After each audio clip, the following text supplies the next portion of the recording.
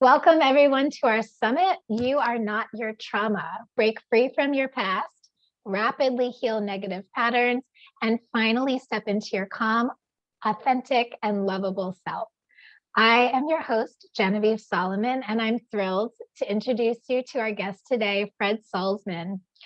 Fred has been practicing chirology for 11 years and theta healing for 6 years.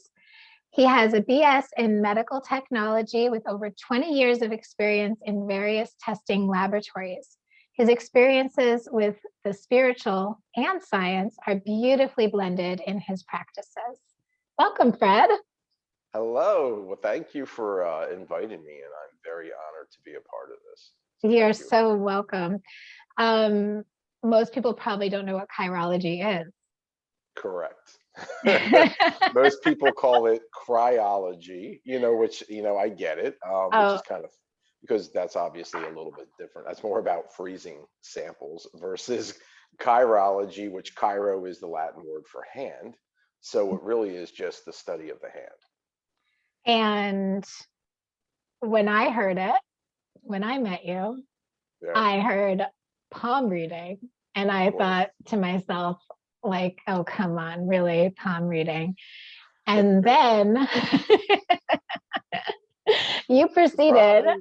to give me very deep, pointed, and specific insight into my like mental, emotional makeup that I was instantly fascinated.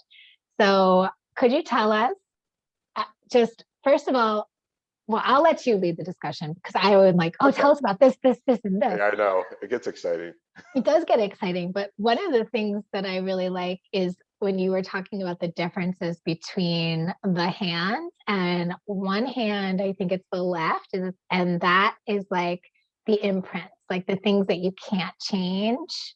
And is it the right are the things that will change when you change your behaviors? Similar to that, it's the main part and the reason why we're looking at the hand. Actually, this is a very biological process. And as my background being more medically based, I am that 5 sense male that needs to touch it, taste it, hear it, smell it, or feel it for me to understand that it exists in this holographic world. It's a whole different discussion. So when we look at the hands with the chirology, it has to do with the nerve endings that are found on your cerebral cortex. And your hands have 15 times more nerve endings than other aspects and parts of your body. So to me, the hands are like the user's manual for your brain. And Mm, it really is broken down into two aspects of your hand. There are hardwired features, which will be like your finger lengths, your skin type, and your fingerprints. And this really reflects how the brain flavors your thoughts. So one of the things that most people don't even realize about their brain is that we are not in control of our thoughts. Our thoughts are generated and given to us by our unconscious interpretation of what we are perceiving in this moment based upon what our brain believes to be our truth, which mhm. will be different for everyone.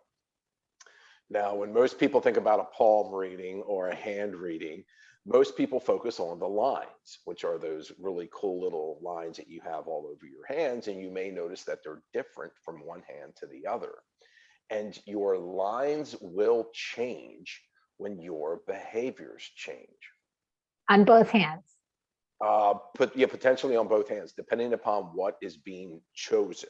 If you think about a line on your hand like a dirt road, where you keep going down that same path over and over, it creates a deeper rut in the road, so to speak. So looking at lines on the hands, the deeper the line shows that it's been more repetitively used based on what that line is, whether it's an emotional expression, a thought process, something that plays more about with values, ethics, and beliefs versus whether or not someone feels safe.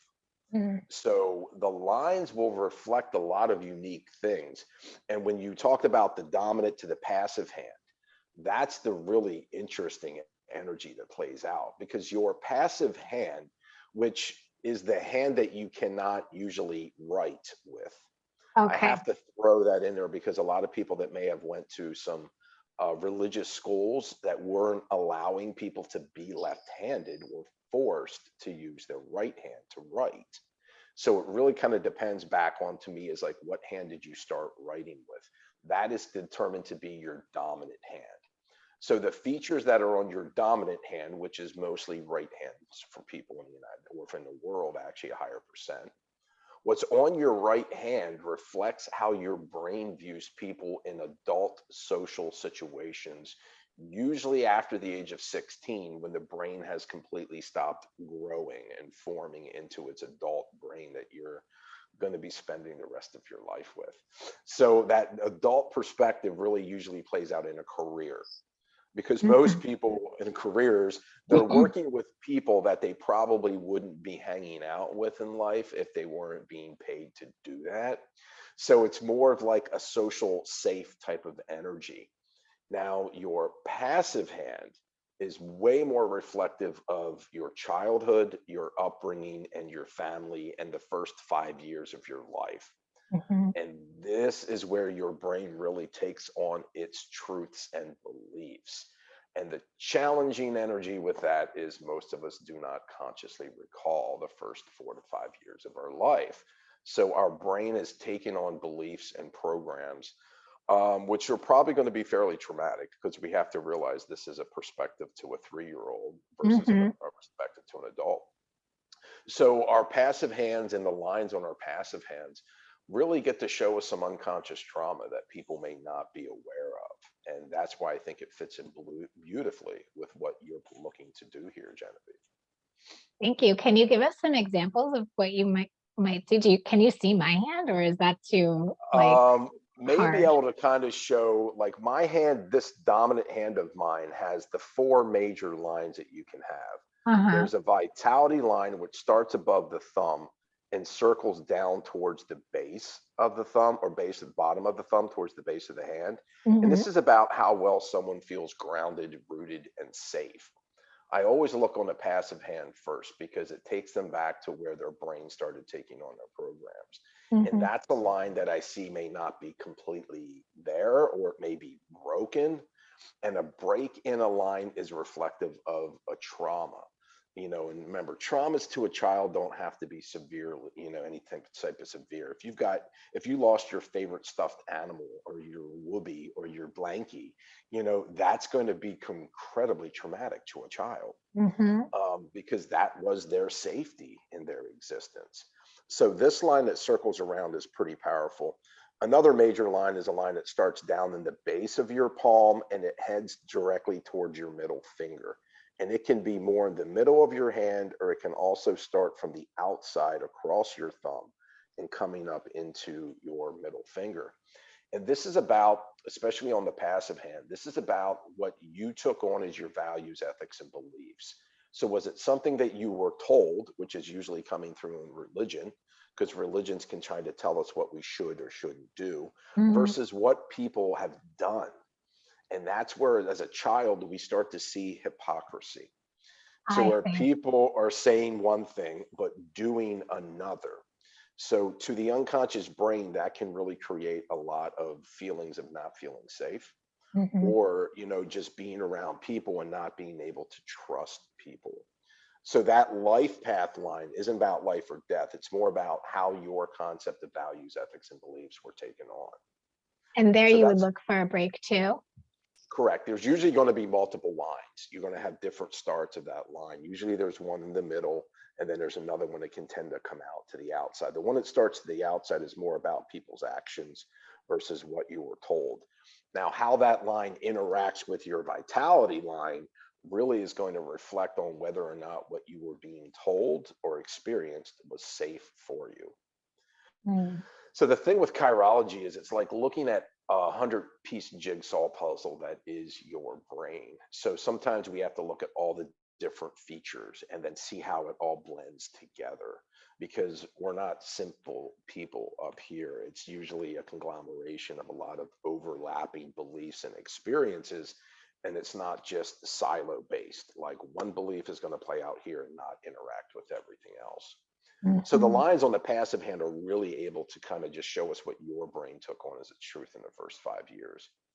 And then the other two major lines are a consciousness line. These are more of your horizontal lines. Your consciousness line starts above your thumb, either connected to your vitality line or separate and runs horizontally across your hand somewhere. And then your emotion line starts underneath your pinky and comes over towards the other side of your hand. And there's so much variation between the consciousness lines and the emotion lines. And it really just reflects on how your thoughts are going to be given to you. So in what ways can people's thoughts be given to them? Oh my goodness, especially when we start looking at the fingerprints, because the fingerprints are things that will not change. So one Uh-huh. of the fingerprints I've seen that people, there's 6 different types of fingerprints that you can have. One of the fingerprints I've seen on people where chirology truly helps them, I found the most, is a fingerprint that's called a composite. And when you look at it, it looks like a yin yang symbol. There's a loop going one way and there's another loop going another way. Generally, it runs this way vertically on the thumb or an index finger. They're the two fingers where it's the most prominent. And when you have this composite energy, it the way the fingerprint shows also reflects the characteristics. And that's one of the things I love about chirology is it's very intuitive. Like the way it looks reflects what it plays out. So people with that composite energy, their brain sees things from both sides all of the time. And the challenge is their brain will not give the person more than 60% confidence in making a choice. Oh, And that can be traumatic as well. Depending upon which finger and which hand, the more that you have, the more prominent it's going to play out. And usually thumbs are about major choices like careers, relationships, cars, and houses, where index finger or your mirror digit in chirology is more about your day-to-day choices. So I've seen people with a composite on their index fingers and their whole life, they could never make up their mind. Like they will hmm spend hours the night before figuring out what they're going to wear the next day, only to get on that merry-go-round the next morning and go through that same process all over again. So when a person understands that their brain will not give them that comfort in a choice and that confidence in that choice, it really allows them to be able to drop into their heart space. And like just stop looking in the brain yes, space. You're never going to get there. it won't do it. It is Yeah. not wired to do that. So when someone understands that, then they can drop into their heart space, go with what feels good, flip a coin, any other form of divination if they want to use a pendulum or whatever they need to do. Their biggest challenge is going to be to drop out of this and use their heart to really allow them to make these beautiful choices. Now, the flip side of every fingerprint has 2 aspects. That's the challenging energy of it. The beautiful side of a composite is because you see things from 2 different directions, people will find you. They will come up to you and start telling you their life story, and you hmm don't even know their names. So I like to call people with composites, and there's another fingerprint that's similar to that as well, is it's like spiritual advertising. Like people will always find you. So people with composites are great therapists, great counselors, great healers, great teachers, because they're able to see both sides and they're able to allow people as well to be able to see both sides in a situation. And So as it's long as more, they've learned to drop into their hearts, then yes, yeah, they can it can feel their way through the flow, situations. but we don't know what we don't know, which is one of my Right. favorite sayings, and people always laugh when I say it because it's so true. Your brain is just a computer. It only knows what you've experienced. So it's really challenging at times to, especially when we had unconscious trauma from our first 4 to 5 years where we consciously do not remember it. So that is a very challenging time because your conscious mind can't understand what's going on. And when the hmm conscious mind does not understand why, you will be in fight or flight. hmm And that's part of another bigger challenge as well, is when you're in fight or flight, the brain's just looking to survive. So it's kind of hard to thrive in an environment when you're consistently, thinking that something is going to happen because you don't consciously remember the childhood. hmm What are some of the other, what did you say? There's 5 interesting ones? 5 interesting There's lines? 6 different types of fingerprint. Oh, the Uh, lines oh no, themselves. sorry. Yeah, the fingerprints is what I The meant. fingerprints, there's 6 different types of fingerprints. One of the rarest of all fingerprints is called a tented arch. hmm And it's found on less than 1% of all fingerprints. Genevieve has at least one that I know of. I have one as well on my index finger on my passive hand. And what a tended arch is, the fingerprint just basically looks like this nice little arching shape. It has a little peak to it. So it's kind of like an EKG spike in a way. And it usually the variations are going to be on your thumbs or index fingers. So I'd probably have to find, not just 10 people to find one tented arch. I would probably have to look at like 20 to 30 different people, because once you get middle and ring fingers and pinkies, they're way more common to be a common loop, versus one of the other 5 different types of fingerprints. So these tented arch fingerprints, if you have one of these, I call it the superhero fingerprint. It literally gives you this spike of energy that whenever you find something that grabs your heart, your head is on board, puts on the cape, and just wants to save the planet. Now, the flip side of having a tented arch is when you want to challenge yourself or maybe judge yourself or beat yourself up, that cape goes on with that as well too. And sometimes the self-judgment can be a little bit more intense with people with tented arches. Self-righteousness, maybe? Yeah, a little bit floating around in there. It's like everything has both aspects. It's 2 sides to the same coin. So it's just about letting the conscious mind understand why your thoughts may be coming in certain ways, and then knowing that you have the free will, that you don't have to follow these thoughts. Well, actually, if you follow all the thoughts that are given to you, you're going to become your parents. So, because I mean, that's a blessing and a curse too, depending upon the childhood experiences, right? Because your parents are what have programmed you in the first 3 to 5 years of your life.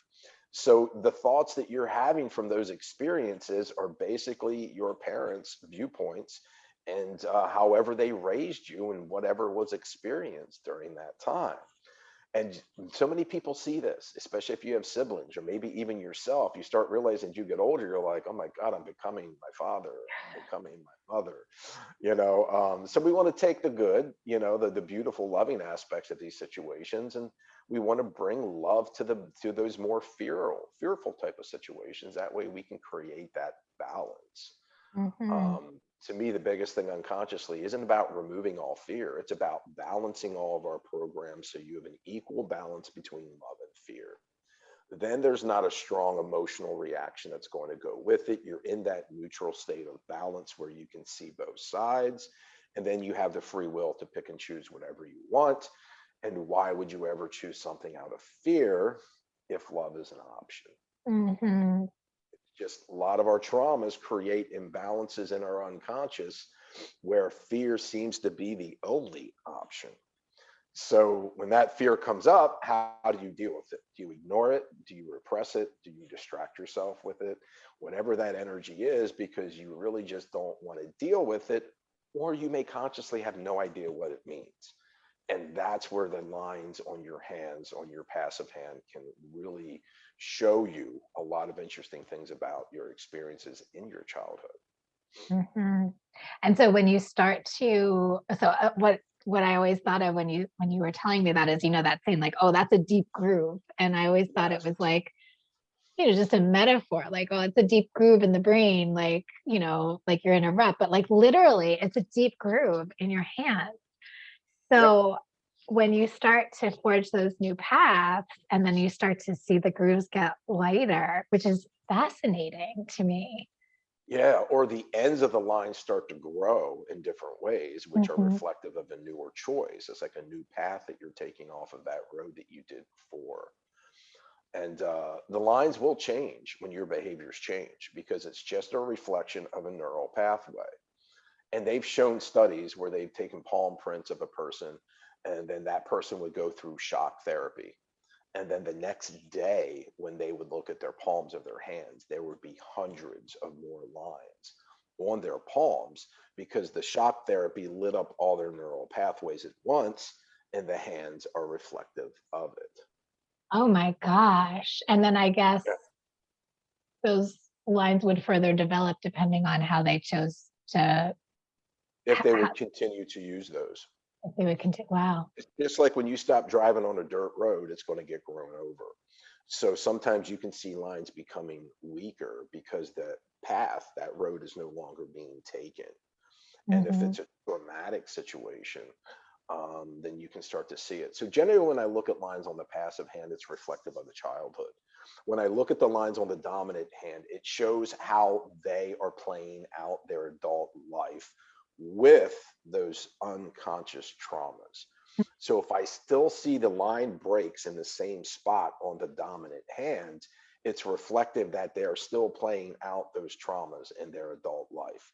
So that Hmm. unconscious energy is really impacting their adult life. If I see the line or the break shift and change to where it's a cleaner line, then you can show that they consciously in their adult life are not being impacted by that unconscious trauma. Hmm. But that unconscious trauma will always surface in relationships. Yeah, that's right. And because this is what happens to the brain. Think about just from just a chirological perspective. When you first meet your partner, your brain's in this adult dominant social situation where it feels safer. And that's usually when things can flow better in the relationship. And then the Hmm. closer you get into that relationship to where you start to let that person into your inner heart space, your brain will now start to view them through your childhood experiences. And that's where your unconscious traumas can come up if they're not resolved. And Hmm. then the person in this relationship then becomes the reflection of your unconscious traumas. And then you may blame that person for those traumas, where really it's just your experience that your brain knows to be your truth. So it's almost counterintuitive because you would think that you're acting out of a category where you feel like that person's not safe yet because they're not so close to you yet. But Correct. actually, when they are close to you, that's when you go into that feeling of like, oh, I don't know if this is safe. And you start acting through Oh, all yeah. of your defense strategies and, oh my gosh, wow. It makes so much sense the closer you get Uh-huh. in relationships to where, like, all of a sudden, sometimes it can be like, what just happened? Like, everything changed. And it's not that anything has changed. Your brain just starts viewing it through different programs where it starts going into those passive childhood because you are now viewing this person as someone that's close to you and not just a distant social type of relationship. Mhm. And oh, that's yeah, couple readings are great when you work with couples because I can look at their hands and know instantly where their issues are going to be because of how the thoughts are flavored. Because your brain, like your unconscious, looks at everything in your existence, compares it to what it knows to be its truth, gives you the result in the form of conscious recognition or what we would call a thought. And Mhm. this is something I've learned in the master's program. So it's not necessarily a chirological perspective, but it shows and reflects why the hands will show you what those thoughts will be. Mhm. And it's vital to understand that and not to just take on your thoughts as yours and that you have to follow them because then you're just be repeating patterns, which can be That's, good things if it's good patterns or challenging. yeah. And it's really important to know that, when you're in a relationship, that all of those things that come up are really just opportunities to Yeah, heal that trauma, state your boundaries, absolutely. work on your communication, whatever Yeah. it is, right? So if you view your trauma as your 3-year-old self in pain, what would you say to your 3-year-old self, when these fearful thoughts are being presented to you? And the Hmm. reason why those thoughts are coming up as fearful is it's just what the unconscious knows to be true. Like if it knows 80% as it pertains to a certain type of relationship, if it just knows fear, it's the only way that it can communicate to you is by what your unconscious programs are. So I view fear now finally after understanding this, I view fear as a beautiful opportunity that my 3-year-old child self just wants to be loved because it Hmm. wants love so it can get that balance between love and fear. Then the next time something similar is experienced, it's not going to have that huge emotional fear attachment with it, which is going to put you into fight or flight. You'll now be able to see why it happened, see both sides, and then to know that you can choose either. And that's what we really all want to seek is that free will to choose love or fear. So to me, we have to find love in the face of fear in order for us to really have a deep healing and to be able to have that balance, and then to be able to recreate scenarios that are reflecting balance instead of just fear. God, it is such a fascinating tool. I mean, really, you can just show Yes. Fred your hands and see, like it's right here. It's written in the deep grooves of your hand, from the deep Yep. grooves that you know, worn through your behaviors and your thought processes. And then can, you could just work with it from there. You don't have to judge Yep. yourself or anything. Yep. It Amazing. just allows you to understand why your thoughts are coming in the way that they are. Hmm. It really is a simple process. It's just it's a lot of information. I mean, the information on the hands don't lie because the hands are just reflective of what your brain takes on as its truth. Hmm. So yeah, I don't know how many times I've been in like doing a hand reading session with a person, and like they're just like they've never heard their unconscious spoken to them in a way that is so simple. Hmm. It's like they understand why everything in their life has played out the way that it has. Because if you don't have the program, you can't create it in your existence because you can't recognize its truth. So Just like true. an app you don't have on your phone, you can't run that program.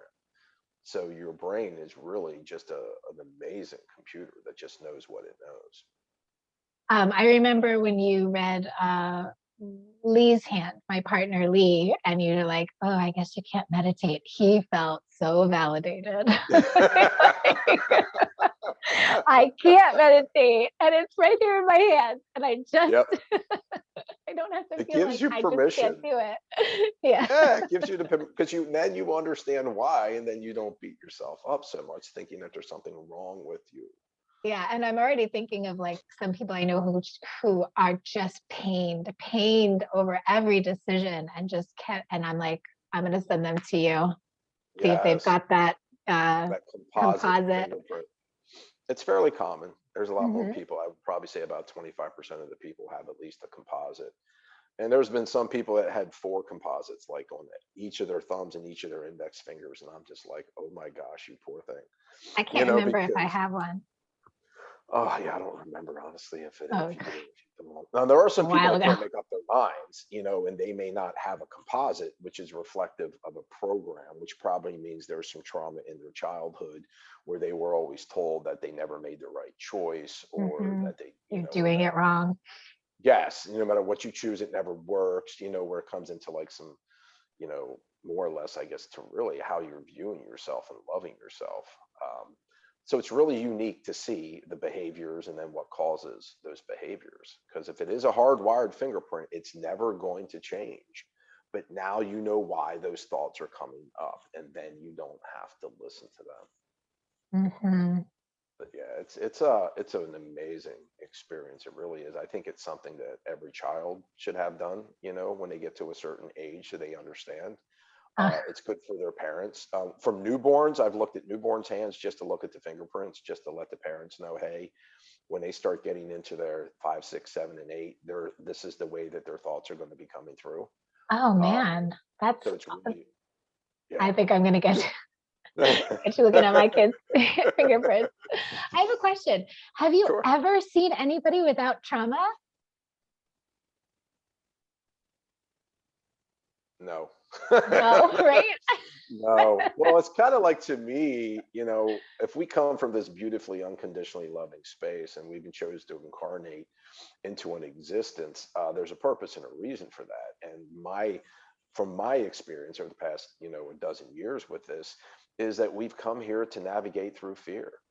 Hmm. And so in order for us to be able to navigate through fear, we've got to set the stage unconsciously for what we're going to be playing out later in life. The first 7 to 8 years of a child's life, they're just gathering information. Hmm. Their unconscious is absorbing everything so they can help them process and understand things later in life. So of course there's going to be some imbalances where there's going to be more fear than love in those first few years, to set the programs that are going to predict what you're going to be manifesting, creating later in life, so you can find the love in that moment of fear. So, Uh, me, Earth is hell. This is where fear it resides. can be. And we're here to bring heaven to earth, right? Yeah. So that's part of that challenge, which is, and all, it's always love. So all fear just wants to be loved, so it Hmm. can be balanced. It just, Yeah. when it's only fear, it can only communicate as fear. So I don't So always fear is a scary thing. It's just something that wants love. something that needs love. Yeah. Yeah, yeah. Just a little 3-year-old, 5-year-old child that only knows what it knows. And then what do? We ignore it, and it gets louder. It's just like a Hmm. screaming child. You ignore its Why are screams. you afraid? Yeah, this guy just says, "Hey, I'm trying to get your attention. I just want love," but it sounds like something very fearful. So of course, we can ignore it, especially if we're not even understanding why it happens. Hmm. Yeah, And it that's is what. a terrible feeling, fear. Oh God, yeah. Especially when there's not anything, and there's the unknown. Hmm. Because when it's unknown and the conscious mind doesn't know why, you're in survival mode, and Hmm. then you're not really using all the faculties of how your brain is set up to help you through that process. So, Well, everybody heard it here. There isn't a person that doesn't have trauma. no. I have that triangle of trauma that you said. Yeah, there's nice little islands. Yeah, if anyone has, I don't know if you can really see this, but right here, there's like it literally looks like an island on the palm of my hand, right in this section. Yeah, I I don't have one know of if you those. can see it. It looks like where a line just kind of comes in, splits, and then goes around something and then continues after it. So an island is one of the marks on someone's hands that is definitely indicative of some form of trauma, to Hmm. where something presented itself based on what the line is, where the brain couldn't understand it and there was so much fear associated with it, it literally just had to create a path around it. So Oof. that island in the middle is the reflection of the unconscious trauma that's not And that can be anywhere, not just on the bottom. Like mine's known. like up here. You can see them on an emotion line. You can see it on a consciousness line. I see them fairly often on the consciousness line. Where I see them a lot actually is this life path line, especially on the passive hand, Hmm. because that's that whole breakdown in what someone is telling them versus what they're doing. And there's a And, lot of that. Yeah. oh God, I mean, no offense, but religions keep me in business. Yeah. Because we're told a lot of the way things should be. And even in religions, we see them say one thing. And then whenever people get out of church in the parking lot and they're like flipping people off and beeping horns to try to get out of the parking lot first, from a child's perspective, it's like, where'd all the love go? It's like, is the love only in the house of God, in the church? So then it really starts to create different experiences and perceptions, which can cause these islands as well, especially if there's trauma on top of the people that are telling you how you should be. Hmm. And a lot of times when kids are traumatized, they're told that they deserve it, that they did something, and this is because of them being bad and that they have to be punished. So it creates a multitude of different programs and experiences that really can play out later in life through that traumatic experience. Hmm. Absolutely. Yeah, Thank you so much. That was really illuminating, no fascinating. problem. I always love talking to you, Fred. Could Yes. literally talk to you for all day. Let's set up a time. Let's Okay. play. I want to play some more. I'm ready. I'm starting to really open up into some things down here in Arkansas, and I'm just really excited too. Great. So, uh, clicking on the button will bring people to your website. Yep. And what are you raffling off? What I'm going to raffle off for this is an opportunity. I'm going to have a gifted chirology Zoom session with someone.